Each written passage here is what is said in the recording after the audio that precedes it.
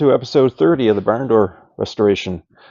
Last episode, I started these front fenders. This episode, I got them installed. Well, mostly that was not quite installed. A few little details I didn't cover last episode, and that there should be a notch down in this corner, and that's for the channel the door seal goes in. It actually curves here, and they just notched it to allow it to curve. There's also a notch back here for the B-pillar. In this lip, I originally thought that these parts were made with this lip bent 90 degrees, put on, spot welded, and bent over.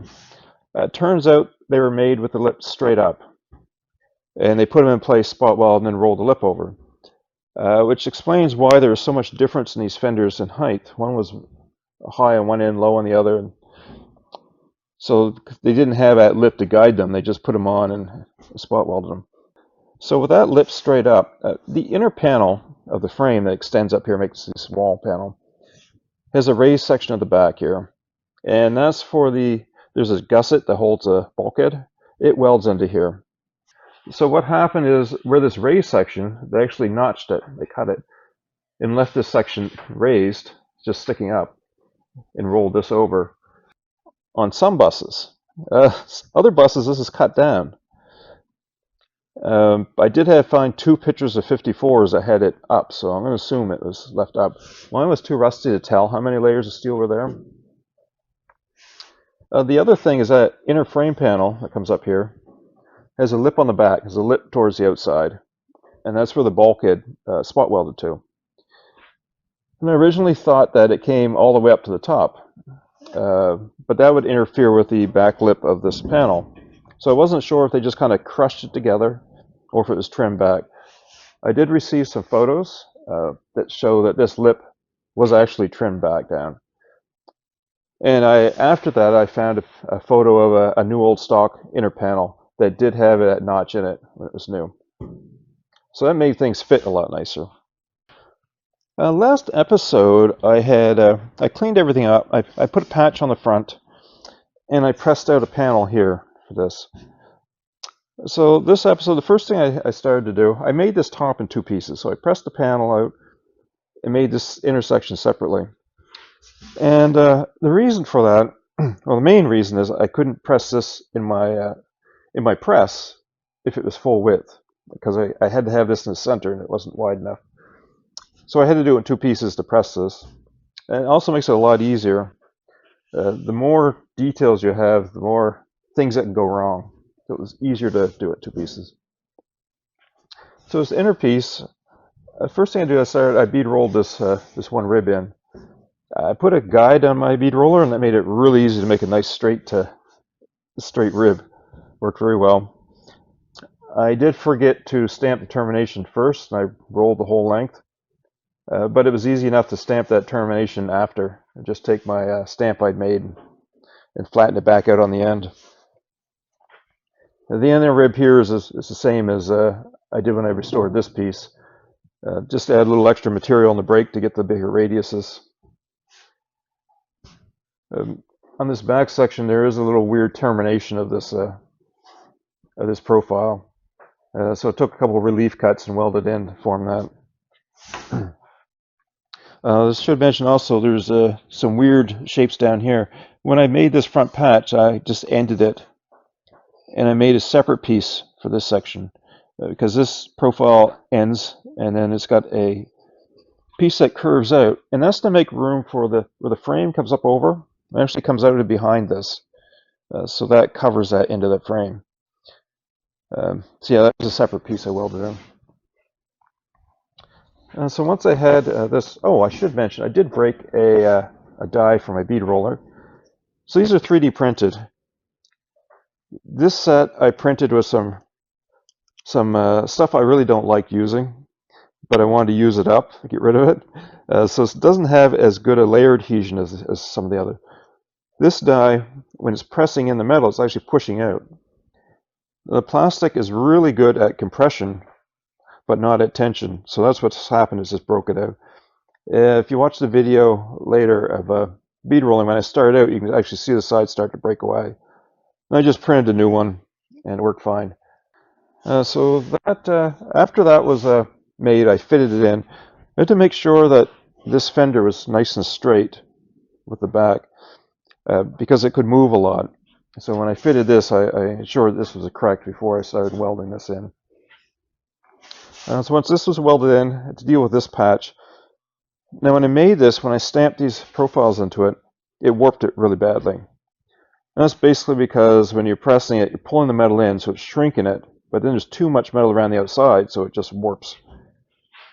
So I got a shrinker stretcher, and it works amazing. I was able to go around the outside edge and within 5 minutes make these nice and flat. Now this one has a little warp now, but when it spot welds to the dog leg, that'll hold it nice and straight. It's really very little warp. But yeah, it worked very well. The one I got has a 2.5-inch neck on it, so I was able to get in some of these spots quite well and shrink the metal, get it nice and flat. So once I had that shrunk down and flattened, I fitted it in and started and welded it in place. There was a lot of finished work on this. So after everything's welded, well, first there's lots of dents in the original piece, and then there's slight warpage where you weld it, and also with the pressings there, little imperfections. So I had to dolly all that stuff out, and then grind and then sand everything. It was quite a bit of labor.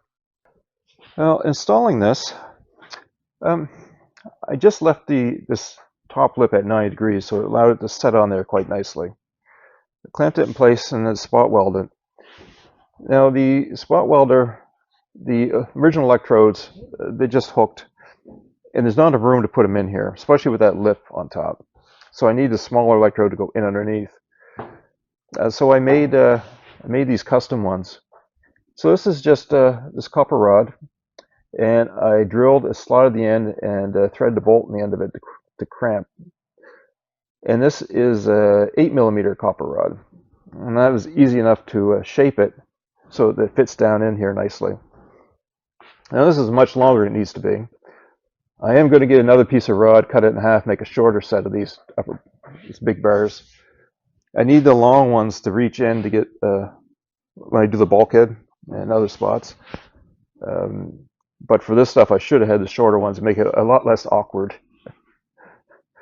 So the issue is this material is there's too much metal here for that spot welder.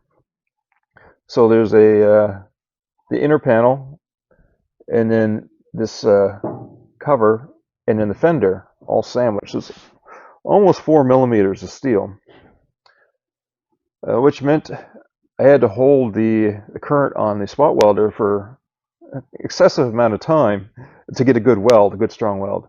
Now, before I did it, I did try.